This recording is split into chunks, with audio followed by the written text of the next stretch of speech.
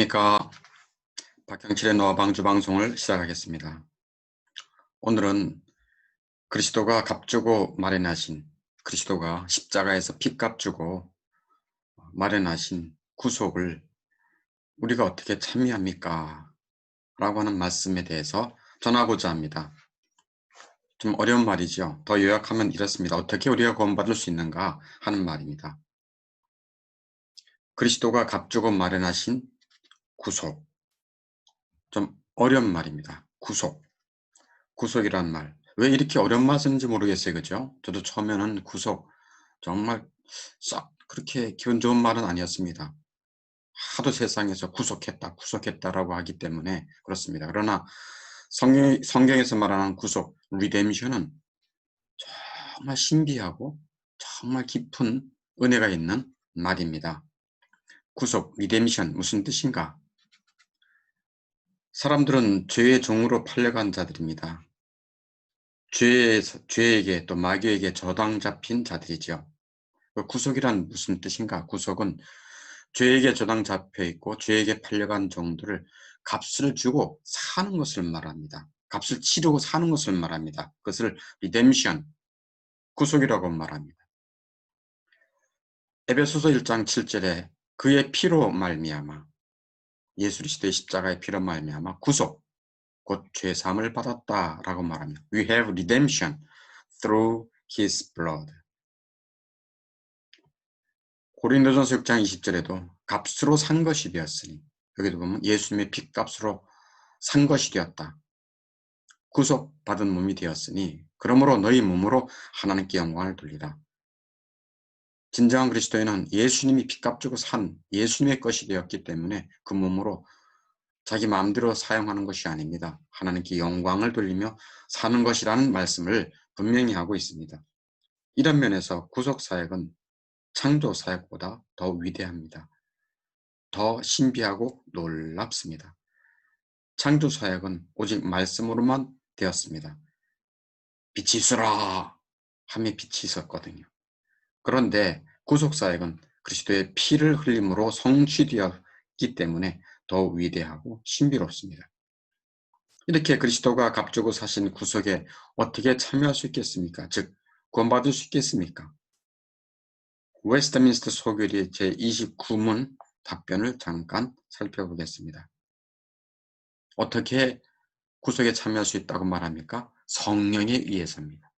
성령에 의해 그 구속이 우리에게 효력 있게 적용됨으로써 우리는 그리스도에 의해 획득된 구속에 참여하는 자가 됩니다. 라고 성경의 진리를 아주 요약을 잘 해놓고 있습니다. 성령께서 그리스도의 구속의 은총의 눈을 열어주시어 믿게 하실 때 구원이 가능하다는 말씀입니다. 다시 말해서 성령께서 사람 마음 안에 믿음을 일으키심으로 예수님이 획득한 구속에 우리를 참여하게 하신다. 그런 말씀입니다. 이런 분명한 말씀이 데살로니가 후서 2장 13절에 있죠. 하나님이 처음부터 너희를 택하사, 하나님이 먼저 택해 주시죠. 구속받을 자들을. 그리고 예수 그리스도께서 구속을 성취해 주시죠. 그리고 성령의 거룩하게 하심과 진리를 믿음으로 구원을 받게 해주십니다. 다시 한번 요약하면 삼위 하나님이 구원자이십니다. 하나님은 구원자이십니다 라고 할 때 더 정확하게 말하면 삼위 하나님, 성부, 성자, 성령 하나님이 구원자이신 것입니다. 성부 하나님은 구속받을 자를 택하십니다. 성자 그리스도는 구속을 성취하십니다. 성령 하나님은 그리스도의 구속을 적용해 주십니다. 그러니 구원은 전적으로 하나님이 행하십니다. 구원은 사람의 능력이나 노력이나 결단으로 되는 것이 아닙니다. 질문을 하나 하겠습니다. 한번 생각해 보시기 바랍니다. 여기 깊은 구덩이에 모험을 하는 한 사람이 있습니다.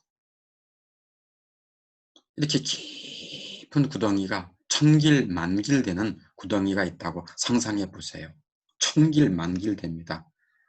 그곳에 갇혀 있습니다. 혼자 있습니다. 로프도 없어요. 이 사람이 쓴 등불도 없어요. 힘도 없어요. 아무것도 할 수가 없어요. 천긴 만길 구덩이에 빠져 있습니다. 도저히 빠져나올 수 없는 상황입니다. 어떻게 구원받을 수 있을까요? 어떻게 구원받을 수 있을지. 첫째, 안에 있는 그 사람이 어떤 노력을 해서라도 빠져나올 수 있다. 1번입니다. 두 번째는 밖에서 누군가 도움의 손길이 왔을 때 그 손길을, 그것이 손길이든 로프든 꽉 붙잡고 나올 수 있다. 어느 것이라고 생각합니까? 1번입니까? 2번입니까? 여러분 2번이라고 생각했죠. 밖에서 누군가 도움을 받을 때 내가 그 도움의 손을 붙잡고 나올 수 있다. 1번도 아니고 2번도 아닙니다. 3번입니다. 3번이 있어요? 네. 밖에서 오는 도움의 손길만으로 나올 수 있습니다. 내 힘으로 나올 수 있다고 생각하는 것은 인본주의입니다. 사람의 힘으로, 의지로 될 수 있다. 내 힘과 또 바깥에서 나오는 힘을 합쳐서 나올 수 있다고 하는 것은 이 캐톨릭의 오류입니다. 하나님의 은혜와 또 인간의 선행으로 구원받을 수 있다고 하는 잘못된 것입니다. 3번입니다. 3번. 3번은 뭐라고요? 전적인 하나님의 은혜로 바깥에서 나오는 도움만으로 이 깊은 웅덩이에서 건진받을 수 있습니다. 전적인 하나님의 은혜입니다. 전적인 하나님의 능력입니다. 솔라 그라티아, 오직 은혜로만 구원받는다는 것이 성경에서 말하는 구원의 진리입니다. 왜 그런지 압니까? 사람은 전적으로 부패해 있기 때문에 구원에 관한 한 무능합니다. 죄와 허물로 죽어 있기 때문에 죽은 자가 어떻게 손을 내밀 수 있겠습니까? 영적으로 부패하고 죽은 자가 어떻게 자기를 살릴 수 있겠습니까? 죽은 자가 자기를 살려요? 있을 수 없죠. 죽은 시체가 스스로 벌떡 일어나요? 강시도 아닌 것이. 예수님이 죽은 나사로를 살리실 때 죽은 나사로가 무엇을 할 수 있었습니까? 아무것도 할 수 없었습니다. 단지 예수님의 전적인 은혜로 나사로야, 나사로야 하고 그를 살려주실 때 나사로는 죽음에서 일어났습니다. 다시 질문을 하나 더 하겠습니다. 흔히들 교회에서 나는 회개하고 믿으니까, 예수님을 믿으니까 하나님이 나를 구원해 주실 거야 하고 열심히 회개하고 열심히 예수님을 믿으려고 합니까? 그것이 첫 번째. 내가 회개하고 믿으니까 하나님이 나를 구원해 주실 거야. 두 번째는 성령 하나님께서 먼저 내 영혼을 살려주셔야, 즉 거듭나게 해주셔야 회개와 믿음이 발생하게 된다. 어느 것입니까? 두 번째입니다. 성령께서 내 영혼을 먼저 살려주셔야, 즉 거듭나게 해주셔야, 중생하게 해주셔야 내가 살아나서 듣고 회개하며 보고 그리스도의 그 아름다움과 능력을 보고 믿게 되는 것입니다. 중생에 대해 잘못된 생각이 몇 가지 있는데 좀 살펴보고 그리고 나서 중생에 대해서 말씀하고자 합니다. 중생에 대한 잘못된 생각이 4가지 정도 있습니다. 더 많이 있지만 4가지만 소개하도록 하겠습니다. 세례를 받았다고 해서 중생한 것은 아닙니다. 세례를 받았다고 해서 구원받는 것도 아니다라는 말씀입니다. 사도행전 8장 13절, 사도행전 8장 23절에 보면 세례를 받았던 시몬은 여전히 악독하고 불의한 자라고 책망받았습니다. 그는 세례를 받긴 받았지만 잘못 받은 거예요. 거짓으로 받은 것입니다. 믿음도 없는데 세례를 그냥 인간적으로 받은 거겠죠. 두 번째, 직분자, 목사, 장로, 권사, 집사라고 해서 중세한 것은 아닙니다. 구원받는 것도 아닙니다. 성경 어디에도 목사, 장로, 권사, 집사는 구원받는다, 천국 간다 그런 말이 없습니다.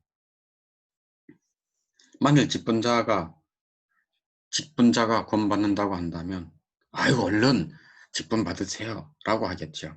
아이고 그렇게 해서도 안 되겠지만 어찌하든 직분자라고 해서 중생한 것도 아니고 구원받는 것도 아닙니다. 세 번째, 방탕한 삶에서 조금 변했다고 해서 중세한 것도 아닙니다. 네 번째, 감정의 변화가 있다고 해서 중생한 것이 아닙니다.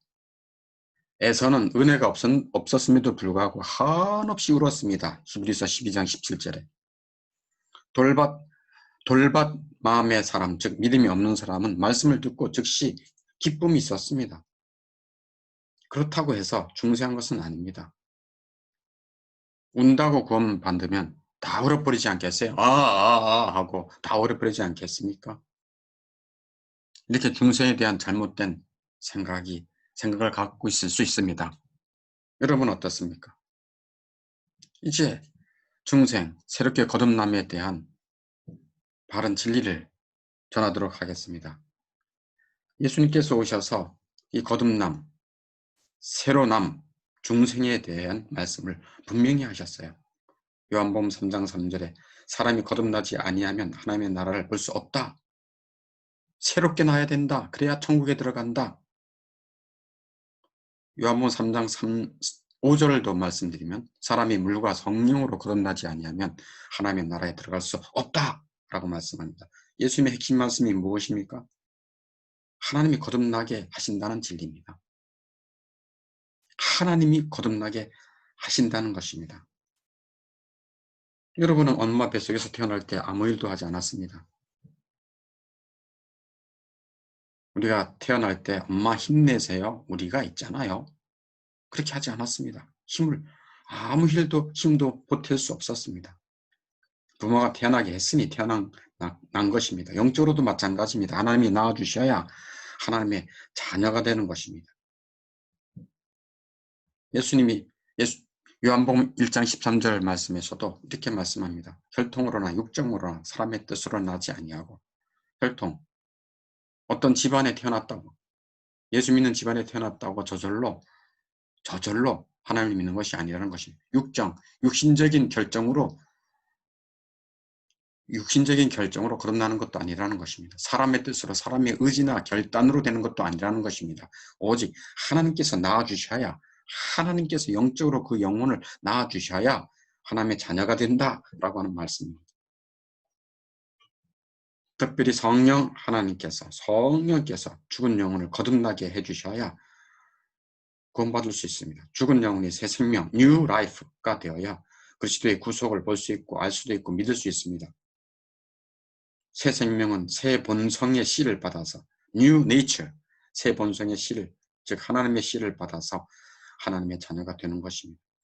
성령 하나님께서 그 죽은 영혼을 살려주셔야, 즉 거듭나게 해주셔야 새로운 마음이 되어 new mind, 회개가 열립니다. 이것은 구약에서도 일찍이 약속해 주셨습니다. 예수님도 이 말씀을 잘 알고 있었습니다. 에스겔서 36장 26절에 새 영을 너희 속에 두고 새 마음을 너희에게 주되 너희 육신에서 굳은 마음을 제거하고 부드러운 마음을 줄 것이다. 하나님의 구원을 위해서 새 영, new spirit, 새 마음, new mind를 주시어 마음이 부드러워집니다. 그러니까 회개가 터지죠. 설교를 들을 때 들려집니다. 겸손하게 받습니다. 하나님의 말씀이 들려집니다. 감격이 됩니다. 내가 극악한 죄인이구나. 그리스도의 구속이 이렇게 놀랍구나. 내가 무엇이 갔는데 이 큰 사랑을 내가 받을 만한가. 그 신비로운 은혜가 나에게 다가옵니다. 성령을 무시하고 살았던 죄를 회개합니다. 교만했던 죄를 통해 자복합니다. 그저 하나님의 은혜에 감사한 마음이 생겨지는 것입니다. 어떻게 이렇게 그리스도께서 값주고 하신 구속을 믿을 수 있을까요? 한마디로 믿음은 복된 성령을 통해 주어지는 선물입니다. 복된 성령을 통해 주어지는 선물이 뭐라고요? 믿음입니다. 너무 빛나는 금이죠. 금속 중에 금속이 금인 것처럼 하나님이 주신 은혜 중에 은혜는 믿음인 것입니다. 회개와 믿음은 둘 다 그 영혼을 겸손하게 하는 은혜인 것입니다. 여러분 혹시 믿음이 있습니까? 그리스도를 믿는 믿음이 있습니까? 그 사람은 겸손히 진리의 길을 따라 살 것입니다. 진리를 따라 살며 사랑하며 살 것입니다. 진리의 말씀에 순종하고 사랑하는 삶을 살아가는 것입니다. 사랑은 용서에서 시작되는 것이지요. 날마다 용서하고 남은 생애를 사랑하며 살아가는 삶이 믿는 자의 삶입니다. 그 삶이 진리와 사랑의 삶이 거룩한 삶이요 하나님께 영광이 되는 삶인 것입니다. 혹여 나는 신자가 아니야. 나는 그리스도를 믿지 않아. 난 성경도 믿어지지 않는 걸.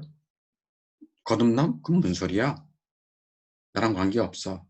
라고 하는 사람들이 있습니까? 잘 들으시기 바랍니다. 구원은 하나님께 속한 것이며 우리는 구원에 관한 한 무능합니다.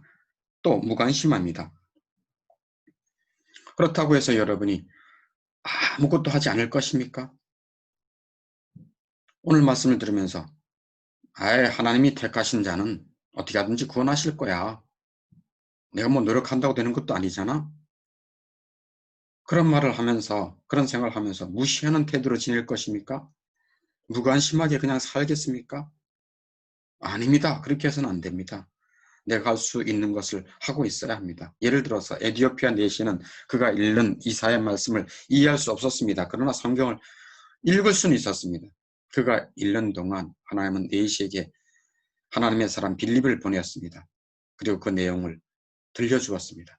내시는 이사야의 말씀을 빌립을 통해 듣고 그리스도에 대한 놀라운 은혜임을 알고 믿게 되었던 것입니다.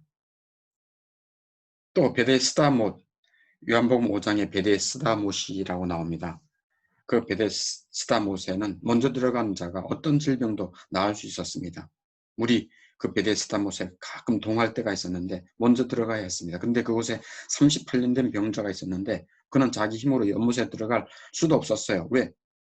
오랜 동안 불구요 병든 자이기 때문에 그렇습니다. 그 연못에 넣어줄 사람도 없었습니다만 그 환자는 베데스다 연못 곁에 누워 있었습니다. 그런데 예수님이 찾아오셔서 38년 된 병자를 구원해 주셨습니다. 이게 연못은 아니지만 굉장히 멋진 그러한 큰 호수와 같은 물이 있죠. 너무 멋있죠. 이것을 베데스다 못이라고 상상해 보시기 바랍니다. 베데스다 못과 같은 교회에 누워 있으면 됩니다. 베데스다 못과 같은 교회에 누워 있기를 바랍니다. 교회에 와서 누워 있으란 말입니까? 그런 건 아니죠. 아이고 눈치가 없군요. 교회에 자주 와서 설교를 듣고 성경을 배우고 그리고 가르침을 받으라는 것입니다. 베데스다 못과 같은 교회에 그 교회는 예수님이 항상 계시잖아요. 그곳에 있으란 얘기입니다. 하나님의 손길을 전적으로 사모하면서. 왜 그런 줄 아십니까? 오늘의 불신자가 내일의 신자가 될 수 있기 때문입니다. 그러므로 아무도 판단할 수 없습니다. 아무도 절망을 품어서는 안 됩니다. 하나님께 소망을 두시고 베데스다 못에 와서 누워있기를 바랍니다. 노아방주 방송을 마치겠습니다. 다음에 또 만나겠습니다.